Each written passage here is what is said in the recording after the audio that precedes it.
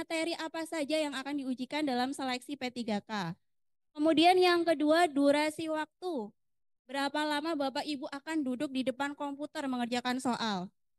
Kemudian yang ketiga adalah jumlah soal dan juga nilainya. Kemudian yang keempat adalah tips dan trik bagaimana Bapak Ibu bisa mengerjakan soal dan mendapatkan nilai yang setinggi-tingginya. Kemudian yang terakhir adalah contoh-contoh soal. Jadi nanti kita akan berdiskusi mengenai beberapa contoh soal yang mirip-mirip dengan soal aslinya.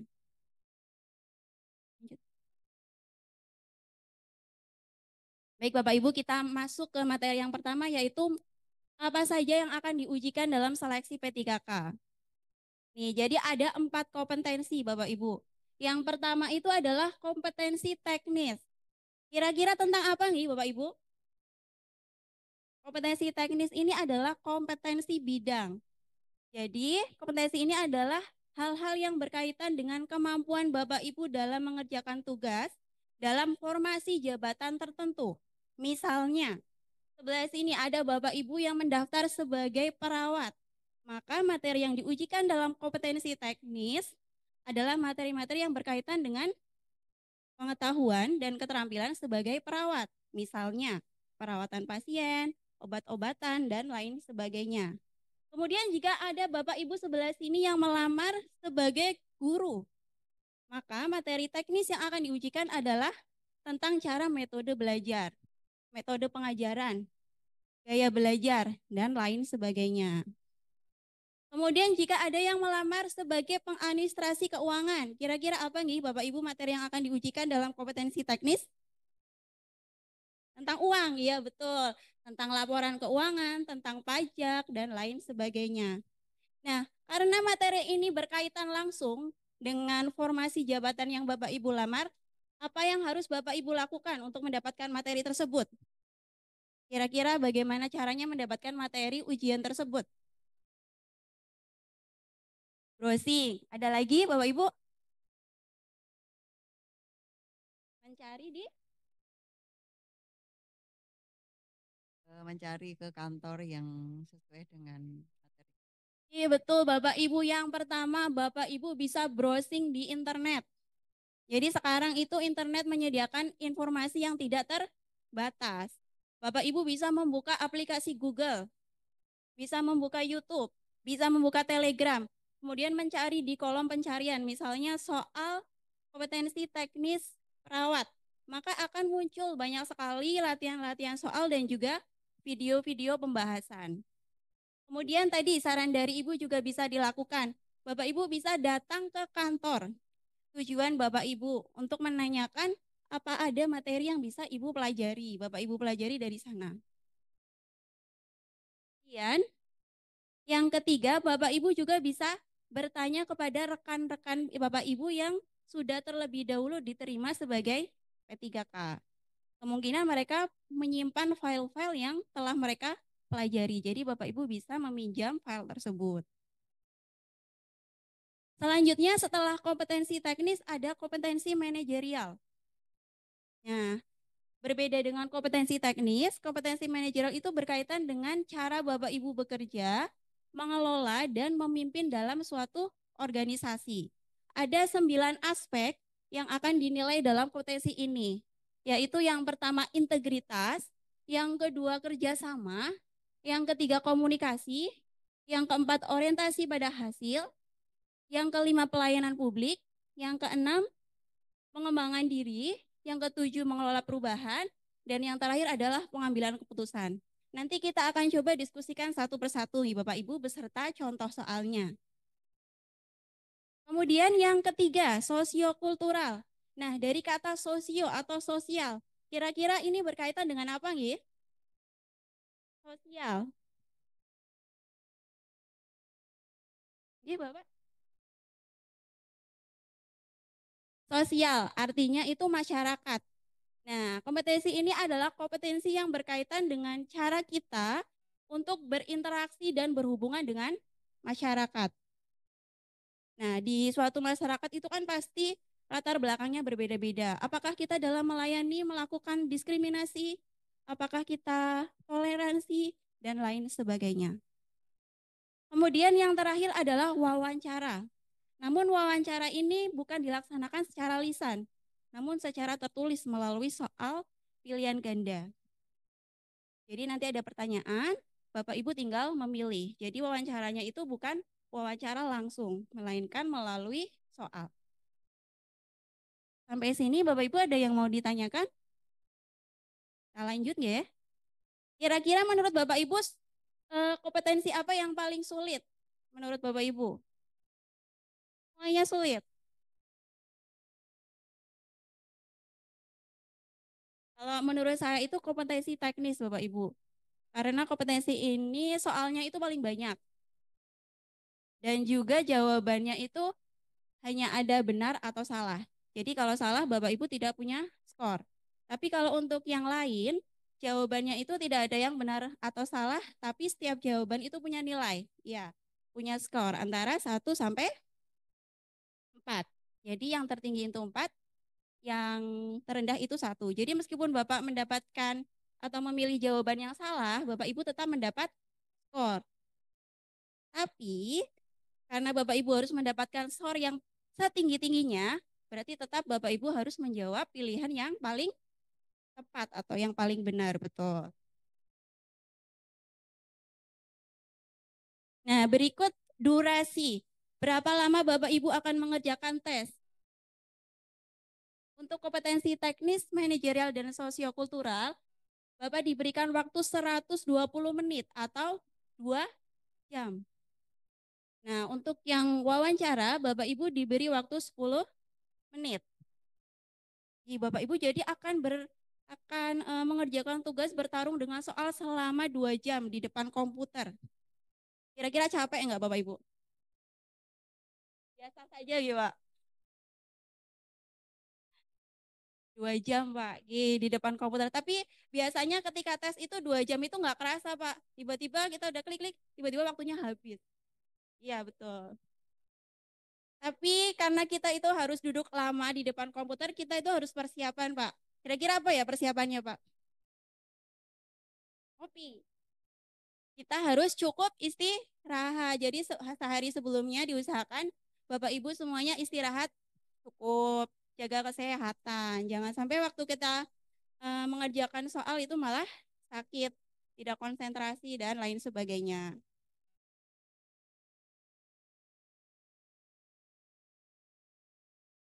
Nah tadi Bapak Ibu kan harus mengerjakan soal selama 2 jam. Kira-kira berapa jumlah soalnya? Jadi jumlah soalnya adalah totalnya itu 145 soal Bapak Ibu.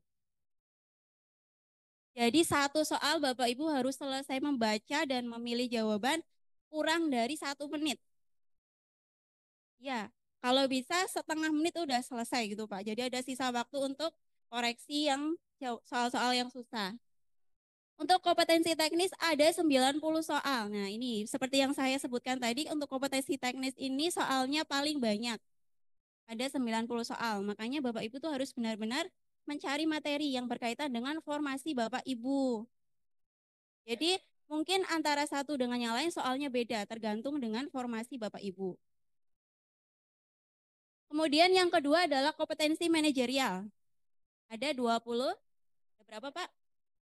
25 soal. Kemudian yang terakhir adalah sosiokultural, ada 20 soal. Dan untuk wawancara sedikit hanya 10. Nah, jika di total seluruhannya ada 145. 145 soal dikerjakan dalam waktu 130 menit. Nah, kalau dihitung-hitung berarti nggak ada 1 menit ya. Ya harus Bapak Ibu harus cepat membaca soalnya cepat, kemudian milih jawaban, klik, simpan langsung ke soal yang selanjutnya. Kalau ada soal yang sulit, jangan terlalu dipikir Pak. Jadi kalau kita terlalu berpaku ke soal yang sulit, malah kita kehabisan waktu. Jadi ketika Bapak menemukan soal yang sulit, langsung dikira-kira aja jawabannya, langsung next ke soal berikutnya. Jangan terlalu dipikirkan lagi, jangan diulang-ulang lagi di pikiran. Nanti Bapak Ibu akan ketinggalan, waktunya kan berjalan terus. Oke. Nah, karena Bapak Ibu harus mengerjakan soal yang banyak dalam waktu sedikit, di sini ada tips dan trik. Bagaimana Bapak Ibu bisa mengerjakan soal tersebut? Yang pertama adalah berpikir jernih dan tetap tenang. Tapi kadang-kadang sehari sebelum tes itu kita udah mulai tegang nih Bapak Ibu. Kira-kira bagaimana supaya kita tidak tegang? Coba Bapak Ibu ada saran nggak? Tanya Bapak kalau tegang itu harus bagaimana? Ambil napas yang panjang. Ambil nafas yang panjang Bapak Ibu, bisa nggih? Kalau Bapak ini, kalau Bapak sedang tegang kira-kira harus ngapain Pak?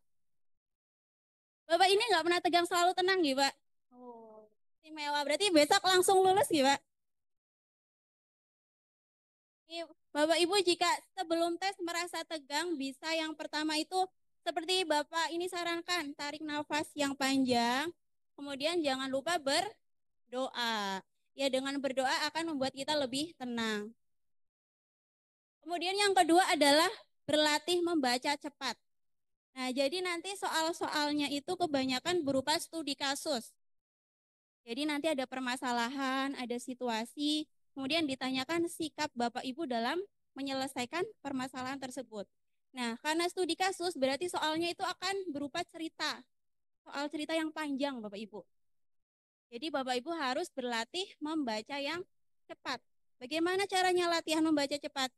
Bapak Ibu bisa latihan soal. Misalnya Bapak mencari 20 soal P3K.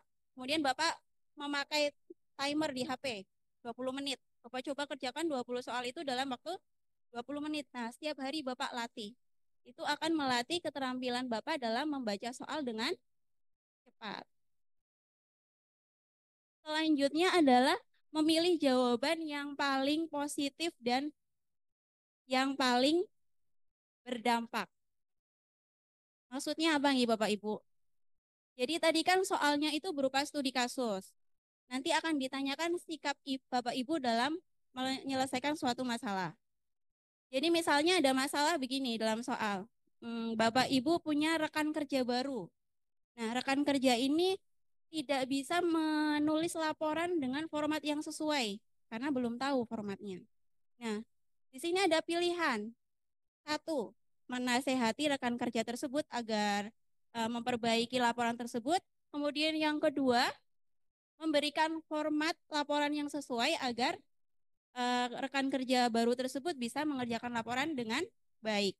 Kira-kira mana yang lebih tepat? Tadi kan dua-duanya positif nih, menasehati dan memberikan format laporan. Tapi kira-kira mana yang lebih berdampak? Kalau cuma menasehati, apakah rekan tersebut langsung bisa mengerjakan laporan tersebut? Tidak. Karena kita sebagai rekan kerja yang lebih senior, kita bisa memberikan format laporan tersebut. Jadi rekan tersebut bisa mengerjakan dengan sesuai.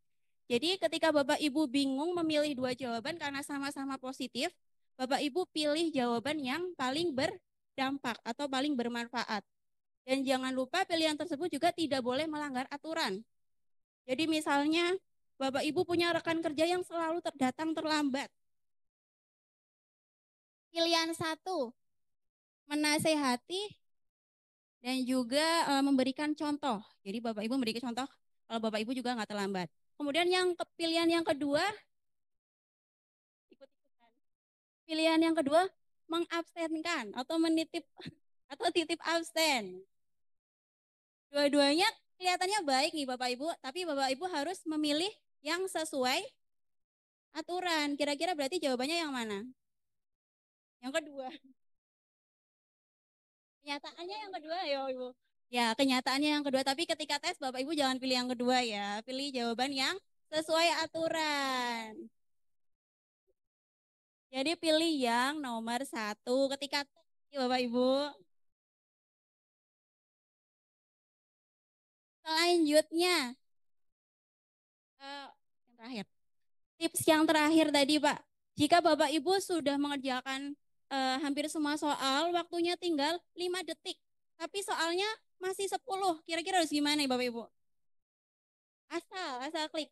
Nah, Bapak Ibu bisa langsung melihat jawabannya, nggak usah baca soal. Langsung pilih jawaban yang kira-kira itu positif dan paling bermanfaat dan sesuai aturan. Jadi itu 3 kuncinya Pak. Pilih jawaban yang sesuai aturan, tidak melanggar aturan. yang paling positif dan yang paling bermanfaat atau berdampak. Nah, jadi dalam waktu 10 detik Bapak langsung pilih, langsung baca jawabannya, langsung pilih yang paling bagus, nggak perlu baca soalnya. Itu kalau udah kepepet nih Bapak Ibu, kalau waktunya tuh udah hampir habis tapi soalnya masih banyak. Nah, itu cara itu bisa dipakai. Nah, sekarang kita coba dalami satu persatu materi yang akan diujikan. Jadi yang pertama itu manajerial. Kenapa kompetensi teknis tidak akan dibahas? Karena tadi sudah dijelaskan, gitu. Karena itu berbeda antara satu jabatan dan jabatan yang lain. Jadi harus dipelajari secara mandiri. Untuk manajerial, aspek yang pertama adalah integritas. Integritas artinya apa, gitu? Secara gampangnya, integritas itu artinya kita jujur. Kita melaksanakan suatu tindakan sesuai norma dan aturan yang berlaku. Jadi nanti soal-soalnya itu biasanya berkaitan tentang gratifikasi, tentang korupsi. Jadi nanti ada studi kasus, kalau Bapak Ibu melayani masyarakat, yang satu memberikan amplop ya, yang satu sesuai prosedur, kira-kira mana yang harus didahulukan? Nah, tapi nanti kalau Bapak Ibu mengerjakan soal, ingat harus memilih jawaban yang sesuai dengan aturan. Iya betul. Yang paling ideal Bapak Ibu. Jadi memilih jawaban yang paling ideal. Meskipun mungkin kadang tidak sesuai dengan diri kita. Ya. Tapi kan harapannya diri kita juga mengikuti ideal tersebut. Contoh tersebut. Oke. Nah, di sini ada level-levelnya, Pak. Jadi kalau level pertama dalam kompetensi manajerial itu artinya Bapak sendiri bisa melaksanakan tindakan tersebut. Kemudian level yang lebih tinggi, Bapak Ibu bisa memberikan contoh dan mengajak rekan yang lain untuk melakukan tindakan positif tersebut. Jadi misalnya untuk integritas. Kalau untuk integritas berarti Bapak itu bisa jujur. Nah, untuk level yang lebih tinggi lagi, selain Bapak Ibu jujur, Bapak Ibu juga bisa mempengaruhi yang lain untuk bertindak jujur juga. Nah, itu yang dimaksud dengan level 1 dan level 2. Selanjutnya adalah kerjasama. Kerjasama itu pasti Bapak Ibu udah tahu ya. Bapak Ibu berarti kalau kerjasama dalam suatu organisasi berarti Bapak Ibu saling membantu untuk melaksanakan tugas organisasi. Jangan misalnya, yang ini kan bukan pekerjaan saya, nggak mau ikut-ikutan. Benar nggak Pak kayak gitu? Nah ini kan pekerjaan ibu itu, musim ibu itu sedang sakit, berarti saya nggak perlu ikut membantu. Salah, nggih. Jadi dalam suatu organisasi kita harus bekerja sama. Jadi nanti soal-soalnya itu akan menanyakan bagaimana sikap Bapak Ibu jika rekan kerja Bapak Ibu sakit, kemudian pekerjaannya terbengkalai. Kemudian jika dalam suatu kepanitiaan, ketua panitianya itu rekan kerja yang tidak Bapak Ibu sukai, Bapak Ibu tetap ikut panitia tersebut atau tidak? Terus apakah Bapak Ibu tetap berpartisipasi dalam kerjasama itu? Nah, Bapak Ibu harus memilih jawaban yang paling baik, paling positif. Ya meskipun ketua panitianya tidak Bapak suka, berarti Bapak Ibu tetap harus berpartisipasi aktif dalam kelompok, tetap bekerja sama. Meskipun teman Bapak atau rekan Bapak berasal dari suku yang lain, Bapak Ibu tetap harus bekerja sama. Selanjutnya adalah komunikasi Bapak Ibu. Komunikasi artinya adalah kemampuan Bapak Ibu dalam menyampaikan pesan dan informasi. Contoh soalnya mungkin misalnya ada masyarakat yang membutuhkan informasi bagaimana Bapak Ibu menyampaikan pesan tersebut. Apakah harus ramah? Apakah harus menyampaikan informasi yang sesuai peraturan? Karena kadang kan ada informasi yang bersifat rahasia yang tidak boleh disampaikan secara langsung kepada masyarakat. Nah, nanti biasanya studi kasusnya berkaitan dengan hal tersebut. Bagaimana cara Bapak menyampaikan informasi, berkomunikasi dengan rekan kerja, atau berkomunikasi dengan masyarakat. Selanjutnya adalah berorientasi pada hasil. Jadi dalam kita bekerja itu pasti ada target nih Pak. Misalnya untuk saya sendiri di SKB, Misalnya kita punya target peserta didik yang lulus paket C ada 100. Nah, berorientasi pada hasil itu artinya kita bekerja untuk memenuhi target tersebut. Bagaimana usaha kita. Jadi contoh studi kasus atau contoh soalnya bagaimana? Misalnya Bapak harus menyelesaikan laporan dalam waktu 2 jam. Tapi di sebelah ada teman-teman yang asik ngobrol. Nah, apa yang harus Bapak Ibu lakukan? 1, ikut mengobrol. 2, pindah tempat supaya bisa konsentrasi. 3, menegur. Kira-kira yang mana Bapak Ibu? Ikut ngobrol. Oh, nanti dikira nggak kerjasama. Kerjasama yang tadi itu maksudnya kerjasama dalam pekerjaan, bukan kerjasama dalam hal yang negatif Bapak Ibu. Jadi ketika ada soal yang berkaitan dengan orientasi hasil, Bapak Ibu pilih jawaban yang memenuhi target. Karena target tadi laporannya harus diselesaikan dalam 2 jam, ya Bapak pilih mana jawaban yang kira-kira pekerjaan tersebut selesai. Karena orientasi pada hasil. Apakah Bapak Ibu harus pindah atau harus menegur Bapak Ibu yang sedang mengobrol karena Bapak Ibu sedang membuat laporan. Nah, jadi Bapak Ibu harus memilih sesuai indikator tadi berorientasi pada hasil. Selanjutnya, pelayanan publik. Nah, Bapak Ibu sebagai ASN kita kan melayani masyarakat. Nah, untuk pelayanan publik akan menguji bagaimana Bapak Ibu memberikan pelayanan kepada masyarakat. Apakah sesuai standar, apakah sesuai SOP? Misalnya, Bapak Ibu jadi apoteker. Kemudian ada pasien yang meminta antibiotik tanpa resep dokter. Nah, kira-kira diberikan tidak? Tidak, ya Bapak Ibu. Karena pelayanan publik ini bekerja sesuai SOP, karena antibiotik tidak bisa diberikan tanpa resep dokter, berarti kita jangan melakukan hal tersebut. Jadi kalau ada studi kasus tersebut, Bapak pilih hal-hal yang dikerjakan sesuai standar atau sesuai aturan atau sesuai SOP. Kalau apoteker tidak boleh memberikan antibiotik tanpa resep dokter, berarti jangan pilih jawaban yang memberikan obat tersebut. Nanti studi kasusnya macam-macam, tapi tetap sama. Bapak harus berpaku bahwa semuanya harus sesuai dengan SOP. Selanjutnya, pengembangan diri dan orang lain. Pengembangan diri artinya Bapak Ibu itu harus mau terus belajar. Misalnya ada undangan BIMTEK atau workshop. Kira-kira Bapak mau ikut nggak? Ikut. Tapi di hari Minggu. Masih mau nggak? Tapi lokasinya jauh di Gunung Kidul. Masih mau nggak?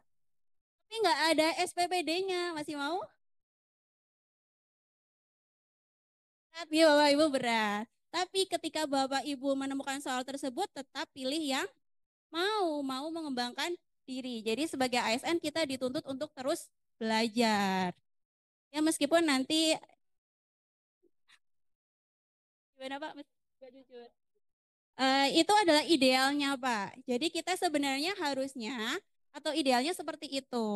Yeah. Oke Bapak Ibu selanjutnya adalah mengelola perubahan. Ini kalau mengelola perubahan itu kan kelihatannya sulit dimengerti ya. Tapi kalau adaptasi, Bapak Ibu paham nggak? Jadi kita semua harus bisa beradaptasi. Caranya bagaimana? Misalnya ada pemimpin baru, kita harus gimana Pak? Ikut pindah dengan pemimpin yang lama. Oh iya harus adaptasi. Kemudian ada aplikasi baru yang harus digunakan dalam bekerja. Ya digunakan, ikuti aturan. Kemudian ada metode baru dalam bekerja yang tadinya Bapak melakukannya A, B, C secara berurutan, sekarang harus A, B, C, D, E, F, G. Ada aturan yang lebih panjang, gimana Pak? Ya kita harus mengikuti perubahan, karena setiap hal itu pasti berubah, nggak ada yang tetap. Jadi yang pasti atau yang tidak berubah adalah perubahan itu sendiri. Maksudnya berarti segala hal di dunia ini pasti ada perubahan. Lanjut. Yang terakhir adalah pengambilan keputusan. Nah, pengambilan keputusan ini artinya adalah kemampuan Bapak Ibu dalam mengambil keputusan dalam waktu yang cepat dan tepat. Tapi harus sesuai dengan wewenang Bapak Ibu. Jadi misalnya Bapak Ibu menemui suatu kasus, Bapak Ibu harus mengambil keputusan yang cepat dan tepat. Tapi di situ tidak ada pimpinan yang bisa ditanyakan. Kira-kira Bapak Ibu harus apa? Bapak Ibu sebagai staf harus memutuskan suatu keputusan dengan cepat, tapi di situ kebetulan sedang tidak ada pimpinan. Kira-kira harus apa ya? Harus menunggu pimpinannya pulang, padahal itu harus segera diputuskan. Ditelepon? Bingung? Bapak Ibu bisa mengambil keputusan yang sesuai dengan kebijakan umum dari instansi Bapak Ibu tersebut. Kemudian setelah itu bisa konsultasi, bisa melalui telepon tadi nih Bapak Ibu. Jadi supaya keputusan tadi bisa diputuskan dengan cepat tanpa menunggu pimpinan Bapak Ibu pulang ke kantor. Mungkin pulangnya masih besoknya lagi, sedangkan masalahnya harus diselesaikan sekarang. Nah, jadi nanti Bapak Ibu harus memilih mana kira-kira solusi yang bisa memberikan keputusan dengan cepat dan tepat.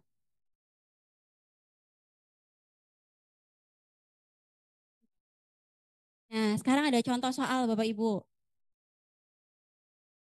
Coba dibaca dulu, terus kira-kira jawabannya apa? Saya bacakan dari sini ya. Pergantian pimpinan di tempat kerja seringkali menjadi momen yang krusial sekaligus menarik dan penting dalam kehidupan suatu organisasi. Hal ini membawa sejumlah tantangan serta peluang yang perlu diperhatikan dengan seksama oleh semua pihak yang terlibat. Arif, seorang pegawai di sebuah instansi pemerintah yang baru saja mengalami pergantian pimpinan, harus siap menghadapi berbagai dinamika yang mungkin muncul. Sikap Arif dalam menghadapi pergantian pimpinan sebaiknya, kira-kira ini soal tentang apa ya? Tentang adaptasi atau perubahan. Kata kuncinya di mana, Pak? Ada pergantian pimpinan. Berarti ini soal tentang adaptasi. Berarti Bapak Ibu harus memilih jawaban yang memberikan indikasi bahwa Bapak Ibu mampu beradaptasi dengan perubahan. Kira-kira yang mana? Oke, ada yang B, ada yang A. Yang A boleh angkat tangan? Gak ada. Yang B? Gak ada. Wah, ini kalau tidak dijawab skornya 0 nih Bapak Ibu. Jadi kalau Bapak Ibu menjawab, Bapak Ibu meskipun salah dapat skor 1. Tapi kalau Bapak Ibu tidak menjawab skornya 0. Yang menjawab C? Ya, lumayan. Yang menjawab D? D. Sekarang jawabannya B. Kenapa Bapak Ibu B? Karena di sini menunjukkan bahwa Arif sesuai soal di sini yang dibahas itu Arif nih Bapak Ibu. Beliau menunjukkan sikap yang bisa beradaptasi dengan perubahan pimpinan. Sekarang ada soal selanjutnya Bapak Ibu, coba kita diskusikan lagi. Silakan dibaca. Ini waktunya berarti 1 menit nih Bapak Ibu, 1 menit coba.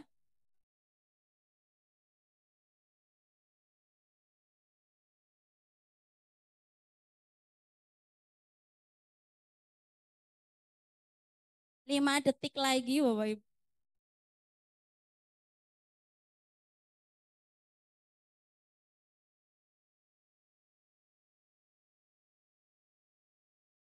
Nah, di sini ada perawat. Perawat yang sedang merawat pasien. Kemudian pasiennya itu minta obat. Kira-kira diberikan atau tidak? Ini soal tentang apa nih Bapak Ibu? Tentang pelayanan publik. Berarti Bapak Ibu harus memilih jawaban yang sesuai SOP. Apakah perawat boleh langsung memberikan obat tanpa persetujuan dokter? Ya, berarti jawabannya yang mana? Sekarang kita lihat nih. C.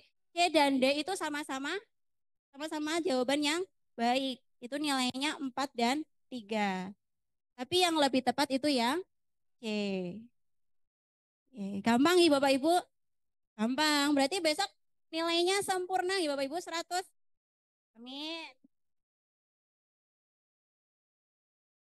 Nah, tadi itu kompetensi manajerial. Kompetensi manajerial itu adalah kompetensi yang berkaitan dengan cara kita bekerja dalam suatu organisasi.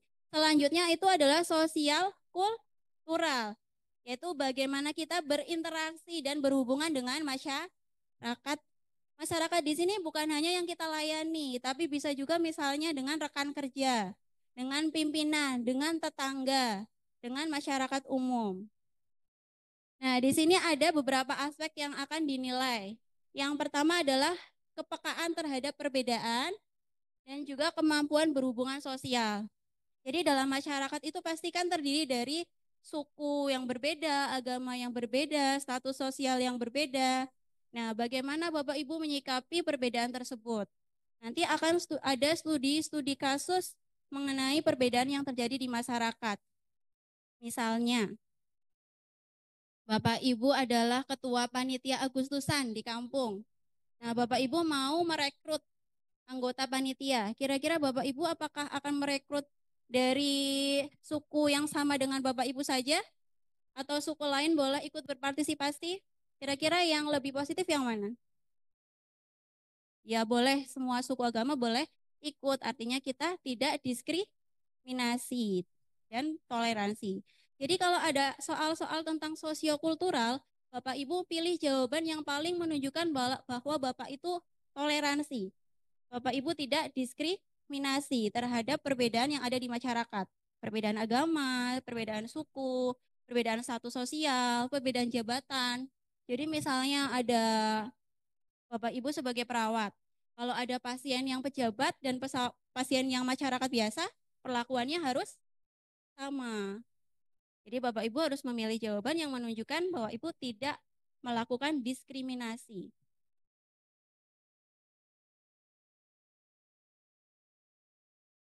Kemudian selanjutnya adalah kepekaan terhadap pentingnya persatuan dan juga empati. Nah, tadi masih berhubungan dengan masyarakat tadi Bapak Ibu. Meskipun berbeda-beda, kita harus berupaya untuk menyatukan masyarakat atau rekan kerja yang ada di sekitar kita. Misalnya, studi kasusnya begini. Di tim Bapak Ibu ada rekan kerja yang diam-diaman selama lebih dari 3 hari. Padahal nggak boleh Bapak Ibu lebih dari 3 hari. Nah, kira-kira apa yang Bapak Ibu lakukan? Karena Bapak Ibu adalah seseorang yang peduli tentang persatuan, berarti Bapak Ibu harus apa? Iya, harus mencoba menengahi. Bapak Ibu harus pilih jawaban yang kira-kira bisa menengahi konflik tersebut. Jadi mungkin nanti soal-soalnya itu berkaitan tentang konflik-konflik yang terjadi di tempat kerja. Nanti bagaimana sikap Bapak dalam menyelesaikan masalah tersebut. Kemudian yang terakhir itu empati. Empati itu artinya kita bisa merasakan penderitaan orang lain. Jadi soalnya mungkin misalnya rekan kerja Bapak Ibu ada yang sakit, apa yang Bapak Ibu lakukan? Menjenguk. Kemudian misalnya ada masyarakat yang membutuhkan bantuan tapi berkas-berkasnya belum lengkap. Nah, ini antara empati dan SOP harus berjalan keduanya. Kira-kira harus gimana, Pak? Ketika Bapak memberikan pelayanan kepada masyarakat yang membutuhkan, tapi berkas-berkas yang dikumpulkan itu belum sesuai atau belum lengkap, harus apa? Atau disuruh pulang masyarakatnya?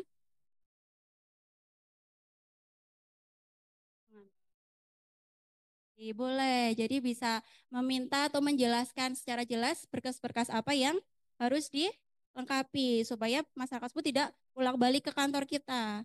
Jadi kita melaksanakan empati, yaitu membantu masyarakat tersebut dan tetap melakukan pekerjaan sesuai SOP. Jadi meskipun kita kasihan nggak, oh yaudah nggak apa-apa Bu, berkasnya nggak apa-apa saya terima, padahal itu tidak sesuai aturan, nggak boleh. Jadi keduanya harus berjalan seiringan. Kita harus berempati, tapi tetap juga harus sesuai SOP. Ya mungkin kadang memang sulit ya Bapak Ibu. Jadi nanti pilihan-pilihannya itu mungkin sulit, tapi Bapak Ibu harus tetap memilih sesuai aturan, berdampak positif, dan juga yang sesuai dengan indikator tadi. Misalnya itu tentang kerjasama, berarti yang menunjukkan kerjasama. Jika indikatornya itu pelayanan publik, berarti yang berkaitan dengan pelayanan publik. Bapak pilih yang paling melayani dengan profesional. Lanjut ya. Nah, sekarang coba Pak, ada contoh sosial kultural. Ada contoh soal sosial kultural. Bapak Ibu punya waktu 30 detik